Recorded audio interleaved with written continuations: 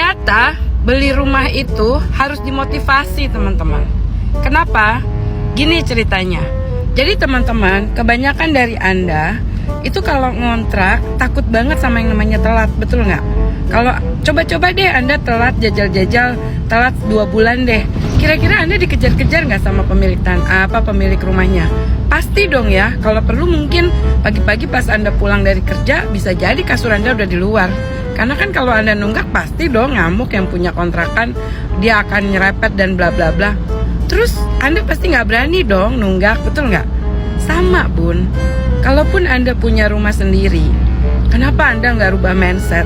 Ketika Anda bayar terus tiap bulan dan Anda takut terlambat, Anda takut terusir, harusnya Anda bekerja lebih kuat lagi, usaha lebih keras lagi, dan cari jalan keluarnya sampai ketemu. Anda harus kepepet, ini namanya the power of kepepet. Sama, seperti punya rumah pun harus punya rasa the power of kepepet. Kenapa? Karena Anda kalau nggak kepepet, Anda nggak paksa diri Anda nggak akan pernah punya. Sama seperti bayar kontrakan. Apa bedanya?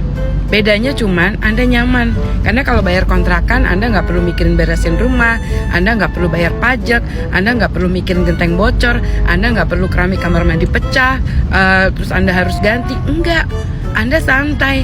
Pokoknya tinggal pakai aja adanya fasilitas, semuanya udah dikasih. Anda cuma tinggal bayar sewa. Terus sampai kapan? Bangun.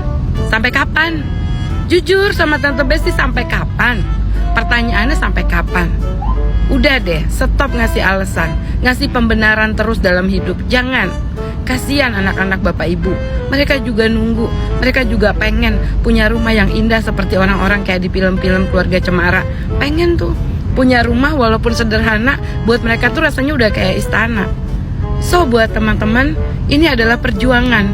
Jadi Tante Besti sekarang udah tahu fungsi Tante Besti apa. Ya memotivasi Anda biar nggak ngontrak terus seumur hidup. Ya, membantu Anda, meyakinkan Anda bahwa punya rumah itu nggak dosa. Ngontrak juga nggak dosa, sama. Tapi lebih baik mana? Anda punya rumah atau nggak punya rumah? Tinggal dipilih. Karena buat saya, rumah itu adalah tempat kita pulang. Mau dimanapun tempatnya. Gak usah pikirin jarak, gak usah pikirin harus di mana, gak usah sibuk ngasih syarat deh. Kita juga harus tahu diri kalau kita nggak punya DP, kita nggak punya uang banyak seperti orang kaya. Ya udah, ke pinggir aja. Yang penting punya rumah. Ingat, punya rumah itu harga diri. Punya rumah itu kita dipandang sama orang. Dan punya rumah itu kita punya harapan. Suatu saat anak mau sekolah atau apa, kita masih punya banda yang bisa dijual. Dan punya rumah itu tabungan yang gak akan turun.